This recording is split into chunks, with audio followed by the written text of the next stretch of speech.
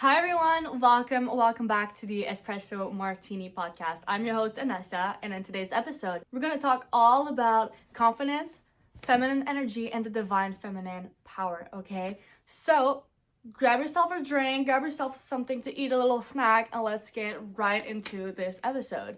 I feel really funny because the name of the podcast is Espresso Martini, and I'm drinking a poppy, but it's early in the morning, so don't mind me. Confidence. I feel that in today's generation, young girls, teenage girl, even early adult women, and even just women in general, we struggle a lot with feeling confident, with being confident, okay?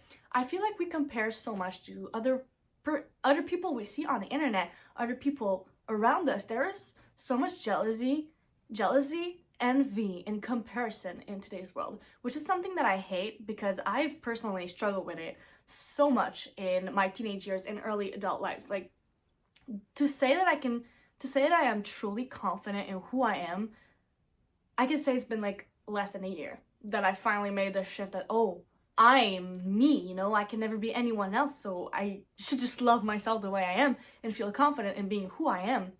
Because I feel that self-image and body image, as girls, we struggle a lot with it. Because there's like, oh, these popular girls, these pretty girls on the internet getting millions of likes. People might say, oh, I'm not as pretty as her. And it makes people feel bad, and obviously that's normal. But one thing that I hate hearing girls say is, oh, she's prettier than me. How can she be prettier than you when you don't even have the same face? Maybe someone else likes her and not you, but everyone has different taste. And in your head, you should be like, okay, he doesn't like me. Well, not everyone has good taste. Like, pump that little ego a little bit up, okay? Like, come on, feel good about yourself, okay? It's not because someone doesn't like you and someone chooses someone else over you that you're not as important, you're not as worthy, you're not as beautiful, and you're not as cool and good as this person. We are all different. You are good, you are cool, you're beautiful in your own way. You don't have the same faces, you don't have the same body, you don't have the same life as another person. You shouldn't want to be someone else because of that, because you're not them and you can never be them. You don't even want to be them, okay? That's something that I struggled with. Like, I wanted to be someone else. Like, I would see my favorite actress or my favorite singer and I was like, oh, I wish I would be them. Today, I'd be like, yeah, I admire this person very much. I admire their career and the music that they make, but I would never want to be them. I don't want their life. I want my own personal life. I have my own different goals, my own different life, okay? And I feel like there's not enough resources on the internet to, like, how to be more confident, how to, like, have better self-image, self-love, building that self-love. And I'm making this video, like, I hope a lot of teenage girls will find this video, because those are advice that I wish I would have heard and someone would have given them to me when I was like 13, 14, and 15, like just starting high school and having to face like the world of judgment towards girls and like pretty privilege and like all of these things that you have to deal with high school, like the popular clique that doesn't let you in their clique if you're not pretty enough, you're not cool enough, your style isn't good enough. All of those high school things. Like, today, like, I would go into high school and I would crush this, but the young me, those are the advice that I wish I would have heard back then, so giving them to you guys, okay? So the first thing, be more confident, okay, is you have to change your self-concept. Everything starts with the mind. I have a Pinterest that is linked down below, and I have a board full of journaling prompts, okay? So there are some for self-concept journaling prompts, okay? And that's the way I changed my self-concept. The first thing I did was grab a journal, grab some journaling prompts on Pinterest, and just read the thing and change my self-concept and imagined the best version of myself. What would she be, the most confident version of me? How would she dress like? How would she behave? How would she talk? Does she look people in the eyes when she talks, or does she like shy away? Does she walk with confidence, like shoulders back, and has this elegant style, or is this trashy style? I'm not saying anything is trashy, but in my eyes, some are and some are not. You know what I mean? How does she behave? How does she look like? Okay, and I scripted all of this. What does she do for fun? What are her hobbies? What makes her confident? And like, does she love herself? Does she have self-care and self-love rituals with herself? Okay, and I just wrote all of this down. Okay, and then I started acting as this version of me that is confident. Okay, there's someone who said something about confidence. I don't know who said it. I think it's Maddie from Euphoria. She said, like, the thing about confidence is no one knows if it's real or not, so might as well like just fake it, And yes, fake it till you make it, because the more and more you fake being confident, the more you become confident, because you're literally being confident even if you don't feel like it. And you know, over time you'll feel like it. So yes, then acting on these things. So the best version of yourself, the most confident version of yourself, has those self-care and self-love rituals with herself. Then start doing those. Start investing in a skincare routine, some baths, some take care of yourself by the foods you're eating, the teas you're drinking, your environment. Does she have a clean space? I swear, having a clean space and looking after yourself and like cleaning up after yourself makes me feel so much more confident. For me, that's my opinion. Okay, the second thing that I did, crystals, self-love crystals, self-love witchcraft, self-love spells, teas, baths, whatever. Okay, I bought crystals that, like, rose quartz. I have a salt lamp by my bed. Amethyst, I think that's the way you say it. I'm having a hard time with names, but like, or I would do like witchcraft spells into the mirror. Like I would buy like a pink candle, or I would do love spells on myself. Okay, literally love spells on yourself are the best things ever. And I would do like self-love bath with rose petals, with Himalayan salts and like mousse and stuff like that, bath bombs, you know. Those things literally changed my life. And another thing is mirror affirmations. Okay, sometimes I would just like look at myself in the mirror. Sometimes I would do EFT tapping to reprogram the subconscious, and I would just say like, I love myself, I'm the most beautiful person in this world, blah blah blah, things like that. Look at yourself and tell yourself that you're confident, that you're worthy, that you're beautiful, that you're like ethereal, like something like that. Okay, just tell yourself that you're magnificent, because you are. And the more and more you repeat something to yourself, the more and more your brain will start to believe it. Another thing that helped me be more confident, especially in public, is going on dates alone, buying myself flowers, treating myself when I deserve it. Okay, but you always deserve it, by the way, but like, take money wise, you don't always you shouldn't always like give yourself sushis every night, because your bank account will go bankrupt. Going to eat alone at a fancy restaurant, people will stare at you, and at first it'll feel so uncomfortable. I'm warning you guys, this was the worst thing ever for me. But like, the more and more you start to do it, people will stare. So what? They don't have the confidence to go and do that, and you do, so probably they're envious. Okay, and that's another way that I kind of tricked myself into being confident. Is like, when someone says mean things to me, like I have this mindset of like, oh, you're just jealous, oh, you're just insecure. And honestly, that is so true. Like, someone that is mean to you and will like judge you and like say like, oh my god, you're so ugly. Even on the internet, they comment under your Instagram post, oh my god, you're so ugly. Well, that person literally took their time to come and comment on your stuff, comment on how you look, instead of doing something better with their time, focused on themselves, you know? Like, they could build a business or something, but no, they take that precious time in their day to tell you that you're ugly. And seriously, those are insecure people. This is insecure people behavior. It's insecure person behavior. Okay? Like, the real confident and people that love themselves that I've seen, that I've met, they would never speak down on other people. They will never comment on someone's appearance. They will never judge someone.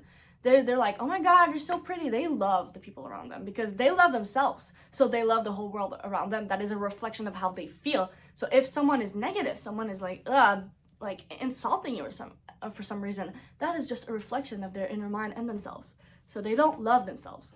Like, this video is all about like confidence, feminine energy, and divine feminine power, but like, those all go together. Like, all the tips that I'm telling you guys, it's all of these three things mixed together. Okay, and the next thing I want to talk about is soft life. Okay, soft discipline, soft life, romanticizing your life. Okay, that is something that made me step into my feminine energy a lot more.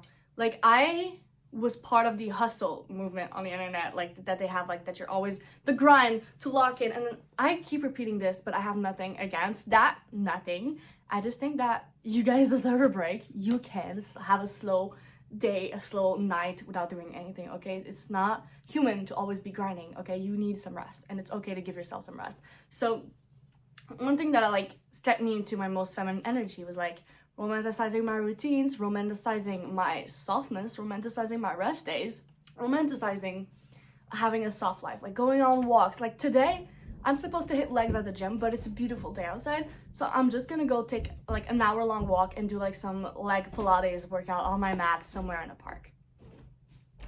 Like, this is slow. That is something slow. The next thing I want to talk about, like, I'm talking a lot of spiritual witchy stuff and also like normal people stuff. I do both, okay? I do like the witchy spiritual vibe, and I do like the self-development things, okay? But one that really helped me spiritually, okay, was working with goddesses, okay?